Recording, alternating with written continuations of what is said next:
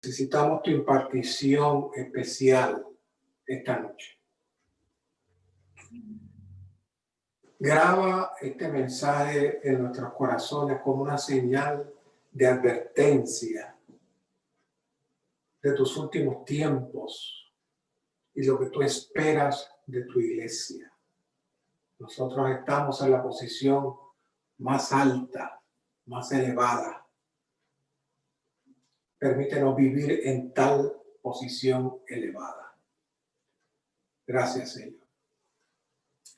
Queridos santos, esta noche vamos a compartir un mensaje un poquito diferente a lo que hemos estado compartiendo en las semanas pasadas como conclusión a esta serie de mensajes de la Iglesia Gloriosa.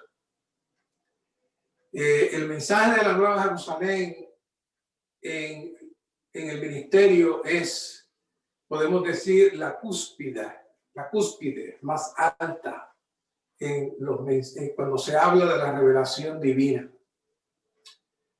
Sin lugar a dudas, no creo que exista un lugar fuera del recobro del Señor y en aquellos que han tenido contacto con el recobro del Señor que puedan hablar de este tema de la Nueva Jerusalén.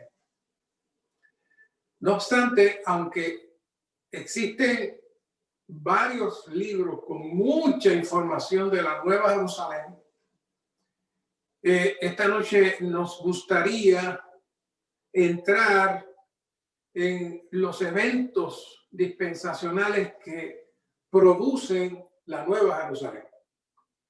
Vamos a traer una breve definición de la Nueva Jerusalén. Ustedes están escuchando esto desde que llegaron a la vida de la iglesia, así que no es algo nuevo, pero sí estos eventos dispensacionales muchas veces no los tocamos con mucha frecuencia, y ya que este libro de la Iglesia Gloriosa se mueve en esa dirección, hemos decidido hacer un pequeño resumen grande de estos temas.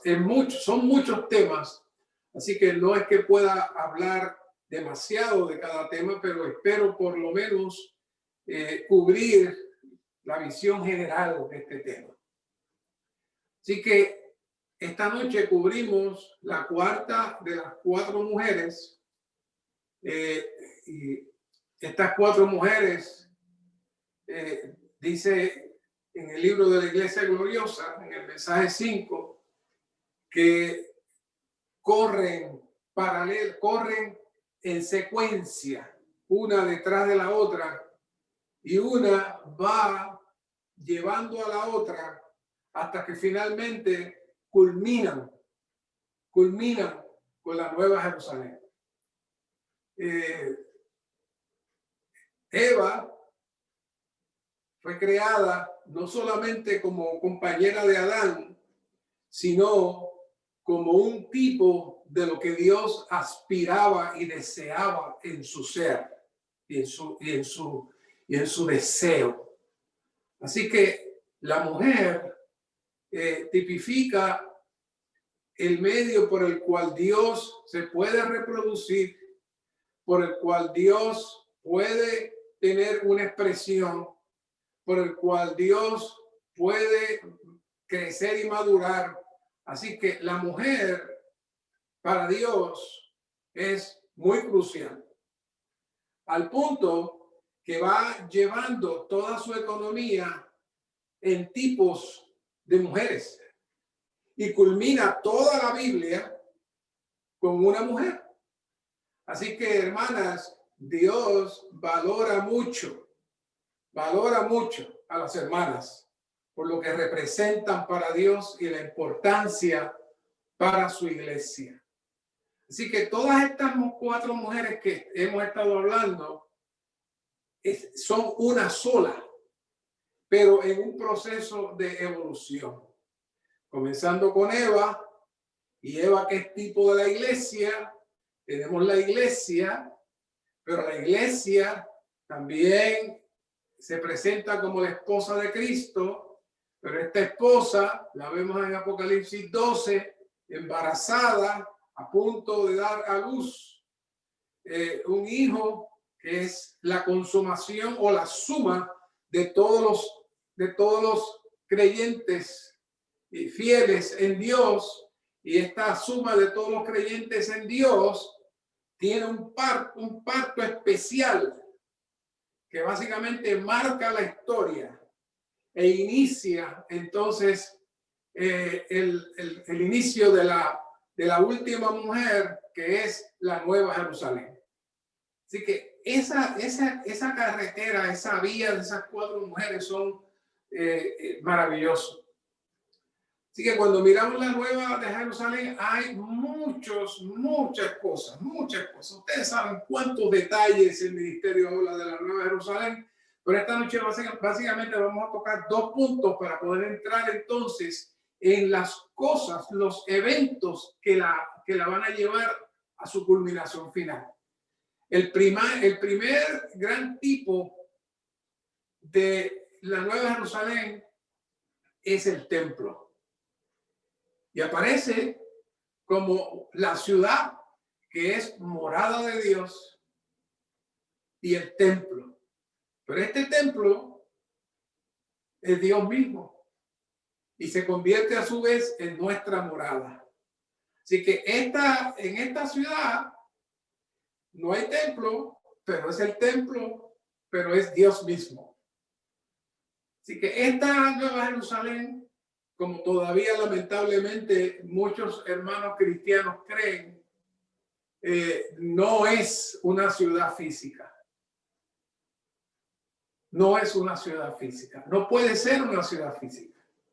Esta Nueva Jerusalén es la mezcla de Dios y su pueblo redimido. Y esa mezcla de Dios y su pueblo redimido, como morada mutua, forma la Nueva Jerusalén. Dios vive en nosotros, nosotros entramos en Él y Él y nosotros llegamos a ser una entidad que se mezcla y vive por toda la eternidad. Así que la Nueva Jerusalén es una persona espiritual, divina y corporativa, y nosotros estamos en esa persona porque hemos entrado en Dios y estamos siendo formados en Dios.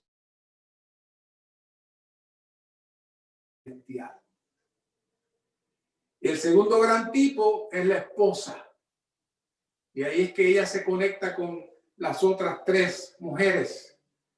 Esta Nueva Jerusalén se presenta como la esposa del Cordero. Obviamente no puede ser algo físico porque ninguna ciudad puede ser esposa de nadie. Pero sí un ser viviente puede ser esposa de alguien. Y esta ciudad se presenta como la esposa del Cordero. Así que esta ciudad, esposa, al igual que la mujer del capítulo 12, es la suma de todos aquellos que sirvieron a Dios y amaron a Dios y llegaron en esa misma cadena al Nuevo Testamento. Por un lado están los santos del Antiguo Testamento y luego están los 12 apóstoles como una de las señales representando el Nuevo Testamento. Así que las 12 puertas de la Nueva Jerusalén están inscritas con los nombres de las 12 tribus de los hijos de Israel, y eso amarra a esta ciudad con los del Antiguo Testamento. Y entonces los 12 nombres de los 12 apóstoles amarra a esta mujer con los hermanos del Nuevo Testamento.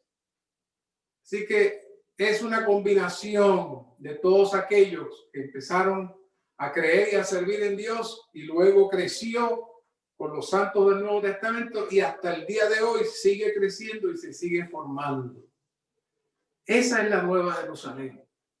Ahora, para que se consuma, para que se produzca, para que salga esa Nueva Jerusalén, hay unos eventos paralelos que necesitamos conocer.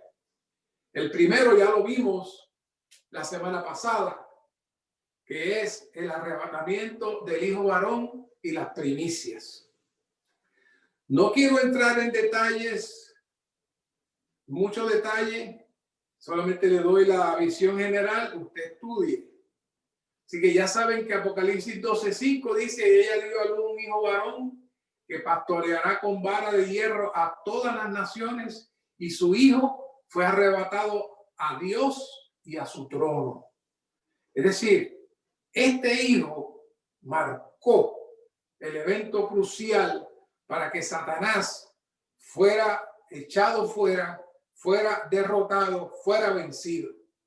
Este hijo tuvo la autoridad de decirle a Miguel, sácalo con sus ángeles. Y Dios está esperando por este hijo. Y dice el 12:11, ellos le han vencido por causa de la sangre del cordero y de la palabra del testimonio de ellos, y no amaron la vida de su alma hasta la muerte. Esas tres cosas son cruciales para los vencedores. La sangre del cordero la usamos todo el tiempo. La palabra del testimonio. ¿Qué palabra del testimonio? La palabra del testimonio declarando que Cristo nos salvó, declarando que Cristo venció, declarando que Él es el Rey de Reyes y Señor de Señores. Testificamos al mundo y a las potestades. Y por último, la gran batalla que aún estamos trabajando, no amaron la vida de su alma. Y ya vimos en todos los mensajes anteriores que ese es el gran conflicto del hombre y el lugar por donde el enemigo entró y capturó la mente de Adán y de Eva. Tenemos también, por otro lado, los 144,000 que hemos escuchado muchas veces como las primicias. Las primicias en la recolección de la siembra es la que madura primero, y esa se recoge y se llevaba al templo como ofrenda. Estas 144,000, como veremos más adelante, hay dos tipos de 144,000 en el Apocalipsis. Uno que muy posiblemente es un número literal, y otro que es un número simbólico.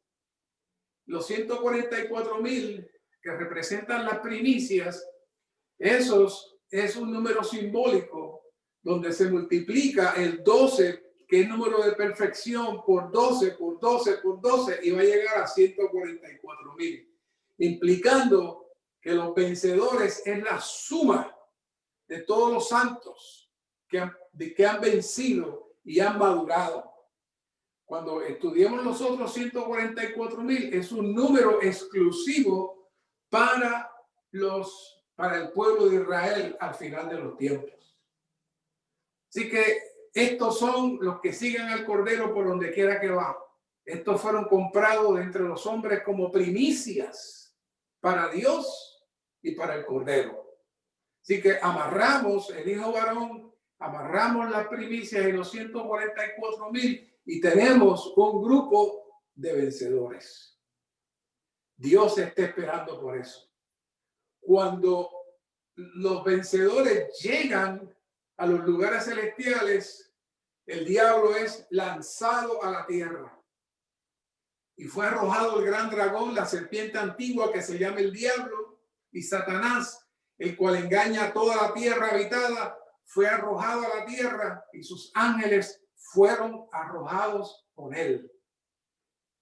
Y el 10 dice, entonces oí una gran voz en el cielo que decía, ahora ha venido la salvación, el poder y el reino de nuestro Dios y la autoridad de su Cristo. Fíjense qué importantes eran estos vencedores para poder consumar toda la salvación, el poder y el reino de nuestro Dios. Cuando Dios tiene un modelo, cuando Dios tiene una representación de su propósito suficiente, eso es suficiente para que Dios entonces a través de su criatura se pueda ejecutar la sentencia que ya fue dictada en la cruz del Calvario.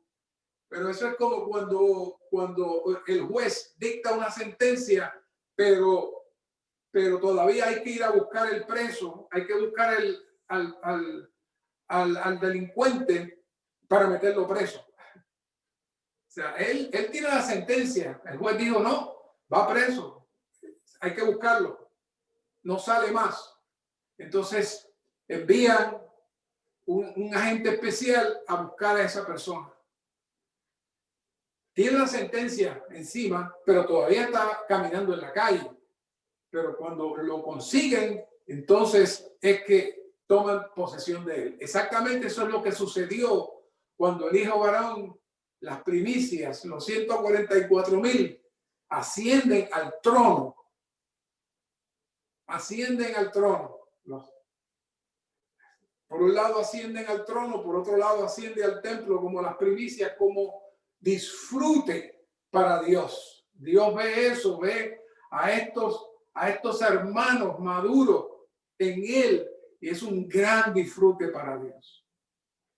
Simultáneamente, una vez que Satanás es echado a la tierra, y Brother Lee menciona en un libro que Satanás hace los trabajos sucios para Dios.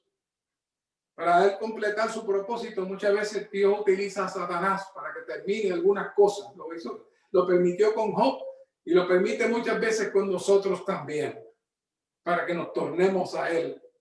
Así que una vez que Satanás es echado de los lugares celestiales, fíjense que realmente Satanás estaba en un lugar que se llama los aires.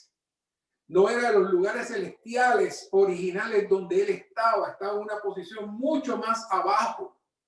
Cuando Cristo asciende al trono y nos lleva juntamente con él, en ese lugar Satanás no puede entrar. Él no puede entrar. Pero sí tenía un área de administración en alguna porción del cielo que para Dios estaba contaminada y está contaminada. Y desde ahí él contamina y daña las naciones, daña a los países. Así que de ese lugar fue echado. Entonces vino a la tierra. Dice, entonces el dragón se llenó de ira contra la mujer. Cuando lo sacaron, se llenó de ira contra la mujer y se fue a hacer guerra contra el resto de la descendencia de ella, los que guardan los mandamientos de Dios y tienen el testimonio de Jesús. Y ahí comenzó lo que conocemos como la gran tribulación.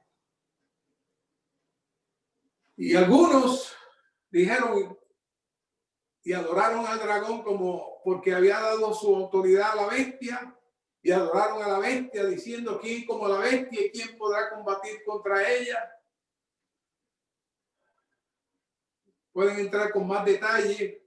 En un momento dado, la bestia muere, este ser resucita con el espíritu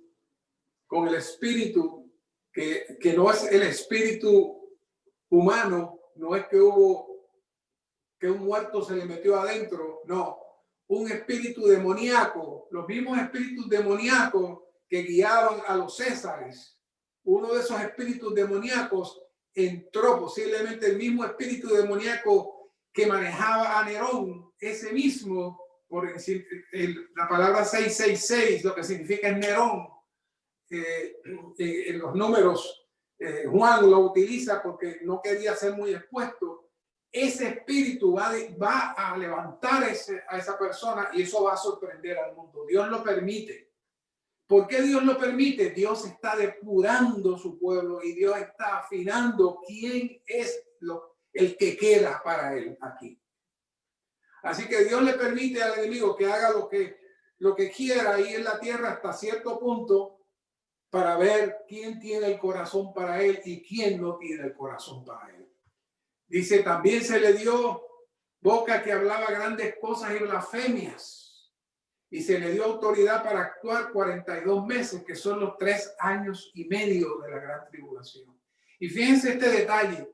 Y abrió su boca en blasfemia contra Dios para blasfemar de su nombre, y no solamente de su nombre, y de su tabernáculo, es decir, la nueva Jerusalén, los cuales están en el cielo.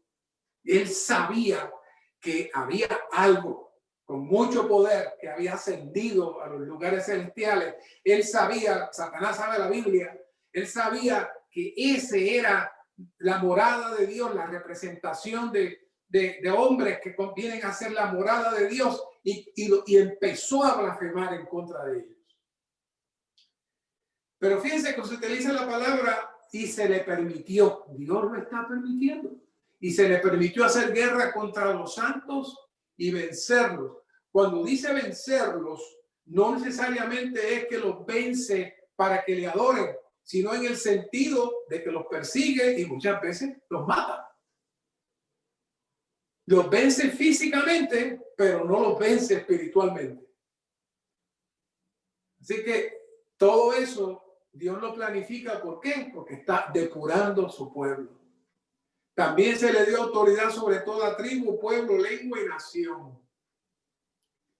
Así que después de todos esos 3 años y medio, ocurre lo que estamos esperando. En Apocalipsis 25 dice, pero los demás muertos no volvieron a vivir hasta que cumplieron 1000 años. Esta es la primera resurrección. Y aquí es donde primeramente se utiliza este término, primera resurrección, por Juan. Bienaventurado y santo el que tiene parte en la primera resurrección. La segunda muerte no tiene autoridad sobre esto, sino que serán sacerdotes de Dios y de Cristo y reinarán con él 1000 años. Es decir, que el milenio viene después de esta resurrección. Primera Tesalonicenses, el apóstol Pablo 4:16 dice, porque el Señor mismo, con exclamación de mando, con voz de arcángel y con trompeta de Dios, descenderá del cielo, y los muertos en Cristo resucitarán primero. Luego nosotros, los que vivimos, los que hayamos quedado, seremos arrebatados juntamente con ellos en las nubes al encuentro del Señor en el aire. Fíjense en la expresión, en el aire. Y así estaremos siempre con el Señor. Yo le decía a un compañero que estuvimos hablando de estas cosas, y yo le decía, parece que el Señor se fue al mismo lugar donde Satanás tenía su oficina, y ahora la oficina está vacía y la ocupó el Señor. Entró donde mismo Satanás tenía su operación en el aire, Cristo vino y desde ahí él comenzó a hacer su operación. Ya no había nada ahí. Ahora estaba él, y entonces ascienden en la primera resurrección, y también resucitan los muertos, y todos ellos esperan al Señor en ese lugar. Y en ese lugar van a acontecer todos los eventos hasta el final del siglo. Dios va a trabajar ahí para iniciar algo. Entonces, lo primero que ocurre ahí es lo que se conoce como el tribunal de Cristo. Segunda de Corintios 5:10. Pablo dice, porque es necesario que todos nosotros comparezcamos ante el tribunal de Cristo para que cada uno reciba por las cosas hechas por medio del cuerpo, según lo que haya practicado, sea bueno o sea malo. Romanos 14:10 dice, pero tú, ¿por qué juzgas a tu hermano? O tú, ¿por qué menosprecias a tu hermano? Porque todos compareceremos ante el tribunal de Dios. En otras palabras, mucho cuidado con lo que haces con la iglesia, mucho cuidado con lo que haces con el cuerpo de Cristo, porque cada cosa que haces, cada daño que causas, vas a ser juzgado en el tribunal de Cristo. Este tribunal es exclusivamente para los creyentes. Este tribunal es exclusivamente para los creyentes. Así que el juicio ante el tribunal de Dios el tribunal de Cristo será, número uno, antes del milenio, inmediatamente después del regreso de Cristo. Dos, para juzgar a todos los creyentes que hayan sido arrebatados, tanto los vivos como los resucitados. Tres, para otorgar recompensa o castigo durante el reino milenario. En este juicio se tendrá en cuenta la vida y la obra de los creyentes después que fueron salvos, ya que este juicio tiene mucho que ver con la transformación de los creyentes. Se menciona aquí en la sección que trata de la transformación. No tengo el tiempo de traerles este tema que voy a mencionar someramente, porque ni siquiera puse el versículo, pero el apóstol Pablo habla de una super resurrección, de una resurrección mejor. Y eso no se habla mucho. Muchas personas que piensan que es una resurrección aparte.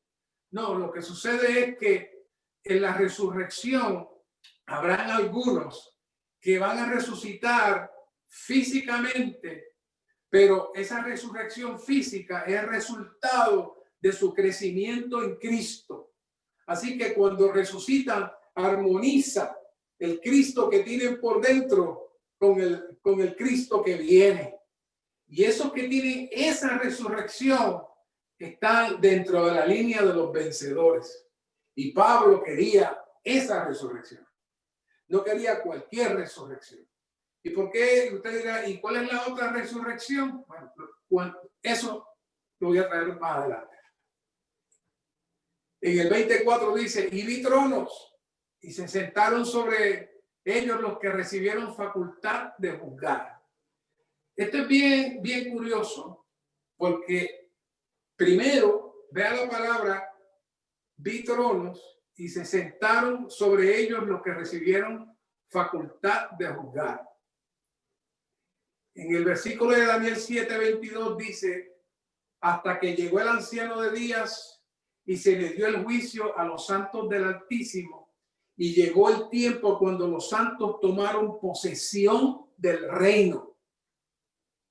Esa es la palabra clave ahí, posesión del reino. Es decir, los vencedores, el hijo varón, las primicias, por los 144,000, es la misma cosa. Ellos, su premio, el primer premio, van a tener muchos premios, pero el primer premio es que los van a hacer correyes con Cristo y van a comenzar a administrar juntamente con Cristo primero que nadie.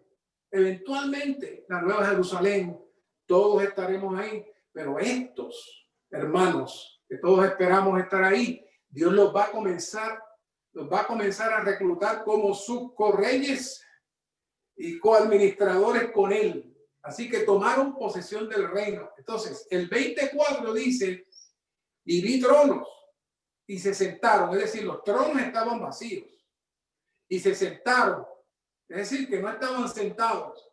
Y después dice, los que recibieron facultad, o sea, que no tenían la facultad. ¿De quién está hablando? Está hablando de los vencedores que tomaron posesión del trono.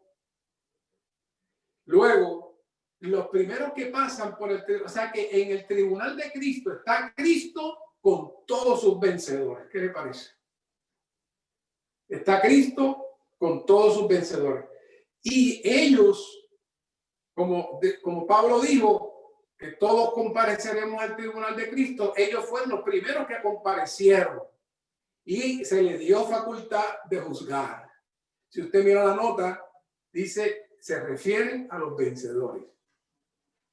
Pero lo interesante es que los primeros que pasan, dice, y vi las almas de los decapitados por causa del testimonio de Jesús y por la palabra de Dios, y los que no habían adorado a la bestia ni a su imagen y que no recibieron la marca en sus frentes ni en sus manos, y vivieron y reinaron con Cristo 1000 años.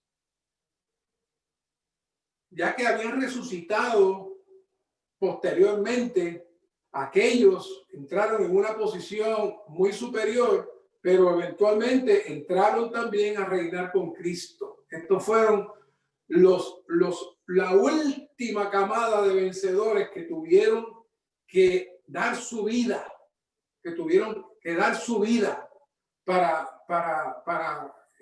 defender el testimonio del Señor. Ya saben que en uno de los mensajes pasados les mencioné que cuando yo era joven me parecía un poco inverosímil que en el futuro se le cortara la cabeza a la gente. Yo decía, no, será una silla eléctrica o algo, pero cortarle la cabeza, no, eso no suena lógico.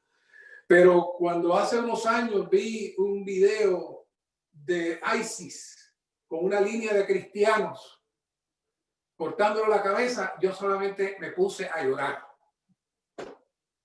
Por dos cosas. Porque sentí el amor por ellos, porque ellos fácilmente pudieron haber dicho, no, yo no creo en Cristo. No, ellos no podían hacer, porque ellos le daban esa opción a ellos, pero ellos dieron su vida por el Señor. Y número dos, entonces me di cuenta, sí es posible que tal y como profetiza la Biblia, en los postreros días, grupos como estos se asocien y produzcan, se hagan socios de la bestia para hacer lo que vimos visualmente con estos hermanos. Así que esto es bien serio. Es bien serio. Ahora bien, en este juicio vamos a tomar un tiempecito para hablar. Ya saben, estoy hablando rápido porque tengo mucho que hablar y no quiero ser largo, así que está el bosquejo, ustedes se van después con calma, pero lo voy llevando. En este tribunal de Cristo, como le dije, todos los que van a pasar por ahí son cristianos. Todos son cristianos. Y los ejemplos que vamos a leer ahora son aquellos que al pasar por el tribunal no pasaron la prueba. La primera que tenemos, no tengo tiempo para leer todos los versículos, así que voy a solamente a tocar el versículo final del juicio de cada uno. Ya saben, las 10 vírgenes eran 10 hermanas. ¿Por qué eran 10 hermanas? Porque las 10 tenían aceite, y el aceite es tipo de espíritu. Pero una de ellas, 5 de ellas tenían la vasija llena, es decir, su espíritu y su alma, el Señor había podido fluir en ellos. Así que cuando ellas murieron y resucitaron, ellas entraron en lo que el apóstol Pablo le llama la superresurrección. Esa es la superresurrección. ¿Por qué? Porque el espíritu fluye del alma, del espíritu al alma y del alma al cuerpo, y entonces el Señor puede reconocer que esa persona maduró. Pero las otras 5 también resucitaron. O sea, no es que la resurrección le va a dar inmediatamente todos los beneficios. No. Hay una resurrección que no es necesariamente inmediatamente para recibir un premio. En este caso, estas hermanas no estaban llenas completamente. Fueron resucitadas. Así que al ser evaluadas, el Señor le da la respuesta más dura que un padre le puede decir a un hijo. Él respondió, dijo, de cierto os digo que no os conozco. ¿Se imaginan? ¿Por qué Cristo le dice que no las conoce? Porque Cristo no estaba completamente forjado en ellas. No es que no las conociera a ellas como personas, pero él no estaba buscando no está buscando en la resurrección a las personas. Él se está buscando él mismo. Que Cristo se vea él mismo en los que resucitan. Entonces, Cristo no las conocía. Entonces tenemos la parábola de los talentos, Mateo 25 del 14 a 30. Ese Mateo 25 está cargadito de todo esto. Y ya saben, habla del esclavo inútil. Y este esclavo sencillamente no fue fiel. Este esclavo no cumplió el propósito del Señor. no hizo lo que tenía que hacer. Y entonces hay la primera expresión que se infiere está relacionada al castigo de los creyentes. Al utilizar el término esclavo se refiere a uno que fue comprado por la sangre de Cristo. Cristo pagó un precio por él, por eso se le llama esclavo. Todos nosotros somos esclavos, pero este esclavo no cumplió su función. Así que el Señor dice, echadle en las tinieblas de afuera, allí será el llanto y el crujir de dientes. Así que este pasó también por el tribunal, no pasó la prueba y va a ser entonces tratado para que su alma sea completamente purificada, el espíritu pueda fluir y que Cristo sea formado en él. Así que este tampoco pasó. Ya saben de los dos que están en el campo trabajando, las dos mujeres que están moliendo en el mismo molino, y uno es tomado, otro dejado. Inclusive asociamos esto con la posibilidad de dos familias. Y de hecho hablamos de los instrumentos dispensacionales, que es la última parte de este libro, pero ya lo tocamos con bastante detalle. Y dijimos, estas familias, una se quedó, otra se fue porque eran instrumentos dispensacionales para Dios. Eran útiles para su economía. Pero una es dejada. ¿Dejada dónde? Es dejada fuera de entrar al milenio. Es dejada fuera. Es dejada y no puede entrar. Sencillamente se quedó en la tribulación, pero no pudo entrar al milenio. Punto. Así que no dice la razón, pero menciona que hay que velar y estar alerta porque no se sabe la hora en que viene. Así que implican que el que fue dejado estaba siendo descuidado, no estaba preocupado, no estaba velando, no estaba orando, estaba muy suelto. Así que cuando el Señor vino, ni cuenta se dio lo que estaba pasando hasta que fue dejado. Y entonces ya no pudo participar de la bendición de todos los demás.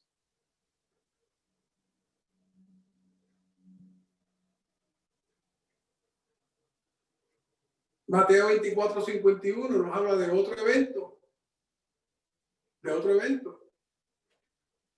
Igual, personas que su testimonio, su vida no fue el mejor. Y el Señor dice, y le separará, pondrá su parte con los hipócritas, allí será el llanto y el crujir de dientes. Le separará. ¿De dónde? Lo va a separar de aquellos que sí entraron. Y cuando dice pondrá su parte con los hipócritas, es que por un tiempo esta persona estará recibiendo el mismo castigo y el mismo trato que aún los inconversos. Eso es terrible. Y ahí viene otra vez la expresión, allí será el llanto y el crujir de dientes. El otro que viene, ya saben, el que está mal vestido. Amigo, ¿cómo entraste aquí sin tener el traje de boda? Mas él enmudeció. Entonces el rey dijo a los servidores, atadle de pies y manos, echadle a las tinieblas de afuera, y allí será el llanto y el crujir de dientes. ¿Qué ropa era la que Cristo esperaba que tuviera esta persona? Cristo mismo. Él tenía que estar vestido de Cristo, de tal manera que Cristo lo reconociera, pero estaba vestido de algo que no era Cristo. Así que Cristo tampoco lo reconoció, no le dijo, mire cómo le llamó, amigo. No le llamó hermano, le llamó amigo, porque realmente no lo reconoce. No tenía el traje de boda, pero curiosamente sí llegó, sí resucitó y sí llegó al tribunal de Cristo, pero llegó mal vestido. ¿Y qué pasó? Entra también a un proceso de purificación. Otro casito. El casito, ya saben, del hombre que se le perdona una gran deuda. Se creen que la deuda era de millones de dólares, lo que se le perdonó. Pero entonces, él se le perdona la deuda, pero entonces el esclavo de él le debía una ínfima cantidad, no lo perdonó, no lo quiso perdonar. Y vemos el resultado. Entonces su señor enojado le entregó a los verdugos hasta que pagase todo lo que debía. Hasta que pagase todo lo que debía. Aquí es curioso que implica que va a ser liberado en un momento dado. Es decir, que si seguimos esta misma línea, todos los anteriores, en un momento dado, el Señor va a considerar que han finalizado su tiempo de perfeccionamiento y de crecimiento, y entonces van a ser liberados. Y esta advertencia es muy seria. Así también mi Padre Celestial hará con vosotros si no perdonáis de corazón a cada uno a su hermano. Ese versículo habla por sí solo. Si usted pensó que cierto hermano, usted le cae mal, usted no le gusta cómo habla, no le gusta cómo profetiza, no le gusta cómo dice las cosas, y usted, cuando él va a profetizar, usted se levanta y se va al baño porque no quiere escucharlo. Ahora es más fácil porque apaga el volumen del Zoom. Mucho cuidado. Mucho cuidado. Luego, otro evento importante ahora es el juicio en el trono de las naciones. El juicio en el trono de las naciones. Después del juicio del tribunal de Cristo, se presenta el juicio de las naciones. Durante la gran tribulación va a haber una gran persecución. Y va a haber naciones que van a ser instrumentos para Dios, para que no desaparezca su pueblo.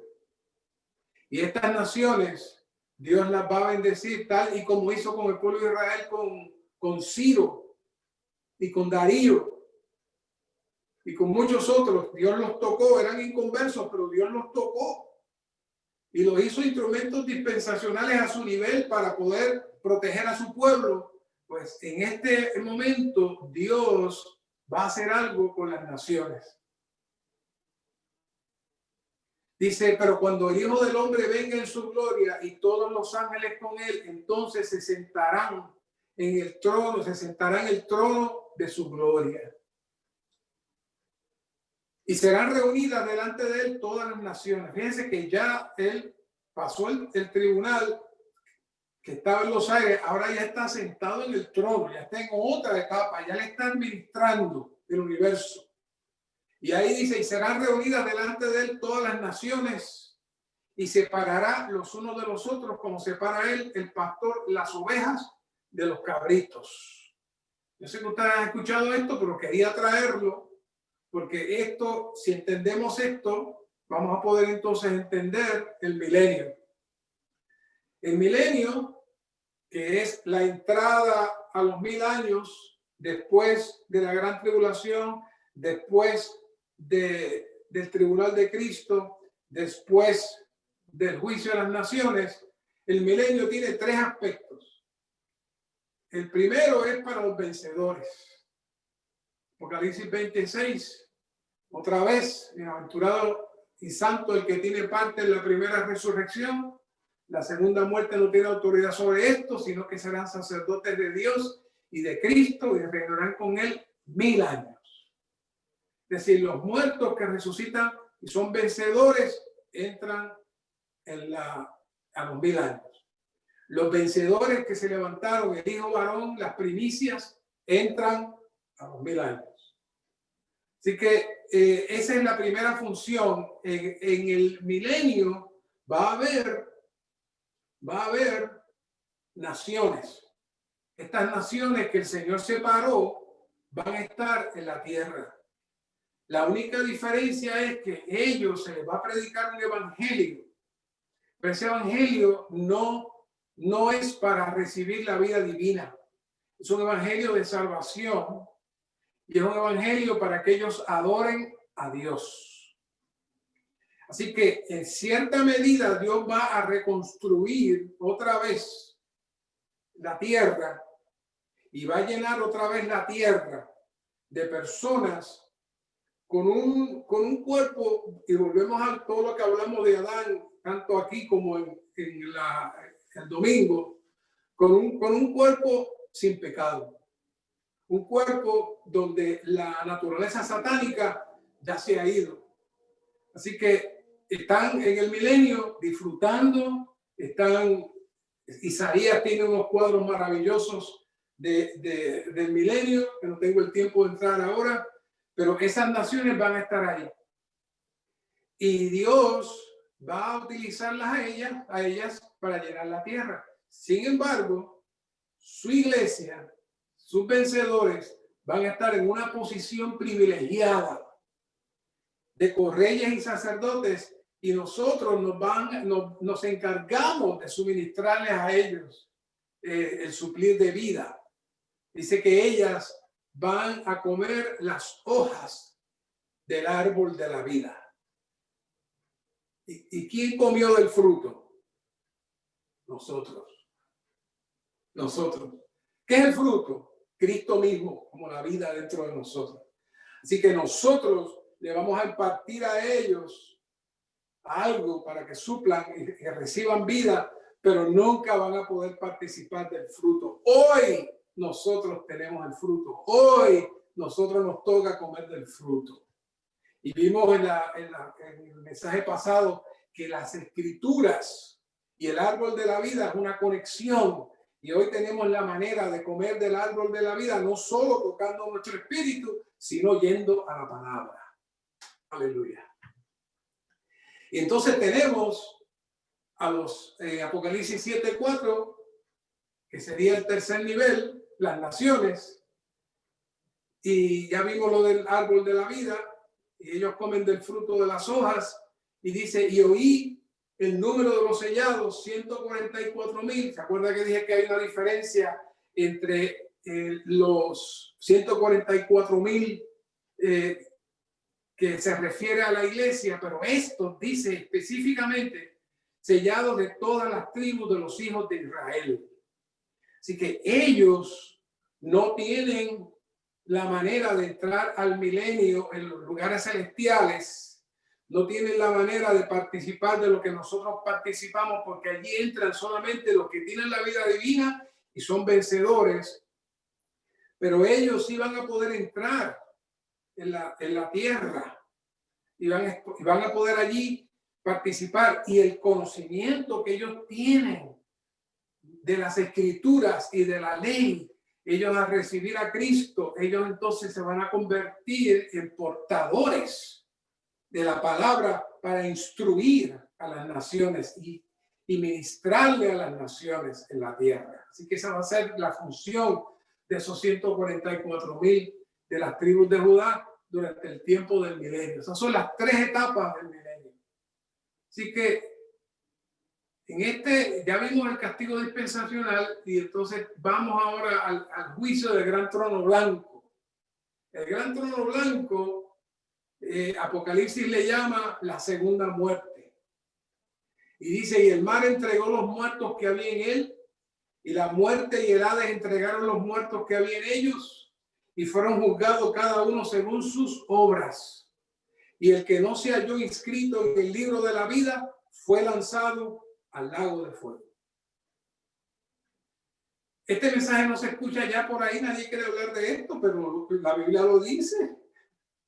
Si usted no tiene la vida divina dentro de usted, si usted no recibió al Señor, no hay otro lugar. Al momento final, en este último juicio que se llama el gran trono blanco, es diferente al tribunal de Cristo, es diferente al juicio de las naciones. Este es para todos los inconversos que no recibieron al Señor.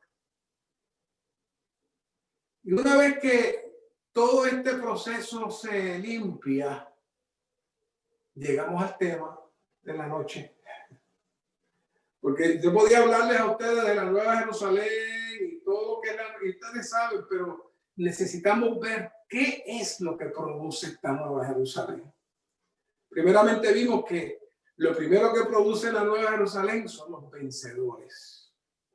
Y estos vencedores, por un lado, llegan a ser la ciudad, como el templo, porque Dios habita en ellos, pero también Dios consuma su deseo de todas las mujeres, desde Eva, desde la iglesia, desde Apocalipsis 12, en la Nueva Jerusalén. Dios ve un solo ser universal como su cuerpo y expresión, y lo va a ver como su novia. Todo este proceso, todo lo que estamos viviendo es para esta consumación. Y hay la frase que todos conocemos, pero que cuánta profundidad tiene. Apocalipsis 22, 17, y el Espíritu y la novia dicen, ven. Y el que oye diga, ven. Y el que tiene sed, venga. Y el que quiera tome del agua de la vida gratuitamente. ¿No se ha preguntado usted a quién ellos le dicen ven? Si ya está todo cumplido. Ya el milenio ya está corriendo, ya la tribulación pasó. ¿A quién ellos le dicen ven? Los veo calladitos mirándome. Ellos le dicen ven a todos los santos que pasaron el castigo dispensacional y salieron brillando y salieron contentos, pero bien deseosos de disfrutar del árbol de la vida. ¿Qué les parece? La novia, si usted mira bien el capítulo de la iglesia gloriosa, el hermano Ni dice que la novia no se completa hasta el final, que se agregan todos los santos. Él muy sabiamente dice, no vamos a hablar de cómo es que salen esos santos y de dónde salen. El único lugar donde pueden haber santos son los que salen del castigo dispensacional. No hay otros. Así que son muchos los que van a salir, pero van a salir. Porque el Señor prometió que lo que se le entregó, Él lo iba a preservar. Así que cuando ellos salen de ese castigo dispensacional, lo que desean es participar del árbol de la vida. Tienen sed, tienen mucha sed. Así que ahí van a tomar del agua, van a llenarse de Cristo. ¿Y qué es lo que va a pasar ahí? Entonces se completa la Nueva Jerusalén. Porque sin ellos no podía completarse la Nueva Jerusalén y no se podía dar el proceso. El Señor necesitaba a esos santos perfeccionados y completos para que entonces pudiera tener la novia y luego tener la esposa. ¿Y qué es lo que sucede? El 21:2. Y vi la santa ciudad, la Nueva Jerusalén, descender del cielo. Oiga bien, ahí hay una coma bien grande. Yo escucho muchos hermanos que dicen descender del cielo de Dios. No. Jerusalén no desciende del cielo de Dios. Jerusalén desciende del cielo, de Dios. Jerusalén desciende de Dios. Es que desciende. Y sabe cómo sale de Dios. Dispuesta como una novia ataviada para su marido. ¿Cómo es que somos vestidos? ¿Cómo es que podemos llegar a ser esa novia? ¿Estando dónde? En Dios. En Dios. Así que ahora la novia está completa. Y aquí sí que se da el final de los tiempos. Así que esta Nueva Jerusalén, por un lado, es la esposa, por un lado, es el templo, pero déjeme decirle algo más. Por otro lado, es Dios mismo. Porque venimos a ser una sola entidad. Una sola entidad. ¿Saben? El deseo de Cristo en Juan 14, 3 y 6 era ser el camino para que fuéramos ¿a dónde? Al Padre. Eso era todo. A veces perdemos ese pequeño detalle. Vea los versículos. Y si me voy y os preparo lugar, vendré otra vez. Y esta pequeña porción es bien importante. Os tomaré a mí mismo. Os tomaré a mí mismo para que donde yo estoy, vosotros también estéis. Por un lado, el Señor dice que se va, pero ya Él está. ¿Cómo es eso? Porque en su cuerpo físico, Él estaba en la tierra, pero en su dimensión espiritual, Él estaba ¿dónde? En Dios. Él estaba en Dios. Pero Él no podía llevarnos hasta tanto pasara por la cruz, por la muerte, por la resurrección. Entonces salió el agua y la sangre, y entonces produjo su iglesia, y entonces nos llevó. Entonces abrió el camino. Y por eso aparece en Hebreos 4:16 que el camino está abierto. Vengan, vamos a entrar. ¿Vamos a entrar a dónde? A Dios. ¿Qué dijo aquí? Jesús dijo, yo soy el camino. ¿El camino para dónde? Y la realidad. Es decir, todo lo que usted vive aquí en la tierra es falso. Y la vida. Y nadie viene al Padre sino por mí. ¿Cuál era el objetivo de todo el proceso de Cristo? Llevarnos ¿a dónde? Al Padre. Al Padre. ¿Y cómo llega uno al Padre? Hermano, uno necesita renunciar a todo lo que odia al Padre. Y voy a hablar de eso ya mismo. Y finalizo.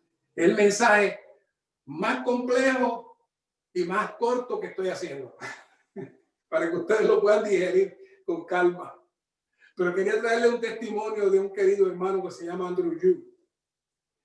Muchos de ustedes lo conocen y saben que ha estado al borde de la muerte en varias ocasiones. Y escribió hace poco una pequeña reseña de sus experiencias. Y hubo algo que me llamó mucho la atención.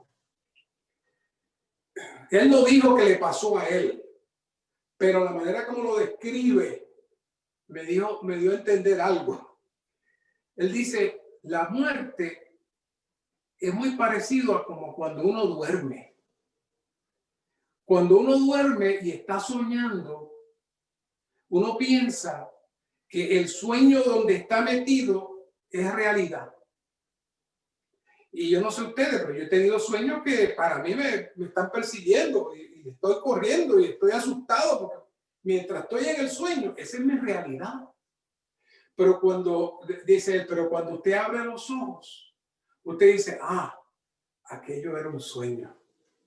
Él dice, cuando nosotros muramos y abramos los ojos, vamos a ver la realidad y vamos a decir, mi vida, aquello era un sueño. ¡Qué tremendo! Hoy estamos viviendo lo que no es realidad, por eso el Señor enfatiza, yo soy la realidad. Ven, entren al Padre para que disfruten la realidad. Practiquen ahora, porque si usted aprende a negar el alma, a rechazar la carne, a poner la mente en las cosas del Espíritu, entonces usted va a entrar en Dios y usted va a venir a hacer ¿qué? La nueva Jerusalén.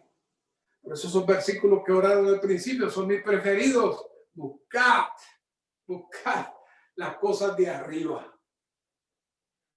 Buscad las cosas de arriba. No hay otra. Fuera de la atmósfera de Dios, venimos a ser enemigos de Dios y corremos el peligro de que nos digan como algunos de los que vimos, yo no los conozco a ustedes. Yo no sé quiénes son ustedes. Porque dice en Jacobo 4:4, adúlteros. Y uno dice, adúlteros. ¿Le está refiriendo solamente a aquellos hombres que son adúlteros? No. Se está refiriendo a los hermanos que después de haber recibido al Señor, coquetean con el mundo y son infieles a Dios. Esos son los adúlteros. ¿No sabéis que la amistad del mundo es enemistad contra Dios? Cualquiera, pues, que decide ser amigo del mundo, se constituye enemigo de Dios. Así que, santos queridos, espero que vayan sobre este mensaje. Tiene muchos puntos, pero tratamos de simplificarlo para que usted tuviera una visión panorámica y valorara la hermosura, la belleza, el contenido y la importancia de Dios de la Nueva Jerusalén. Señor, presentamos esta palabra. Grábala en nuestros corazones. Que haya un incentivo en cada uno de nosotros de ser uno de esos vencedores. Señor, que podamos ser el hijo varón cuando estemos aquí en la tierra, que podamos ser las primicias, los 144,000, pero si nos toca partir, que seamos uno de los que resucitan con la mejor resurrección, la resurrección que te expresa a ti completamente y tú nos puedas reconocer. Gracias, Señor, por esta palabra y gracias por el ministerio y gracias por darnos la oportunidad de estar en tu recobro. Amén.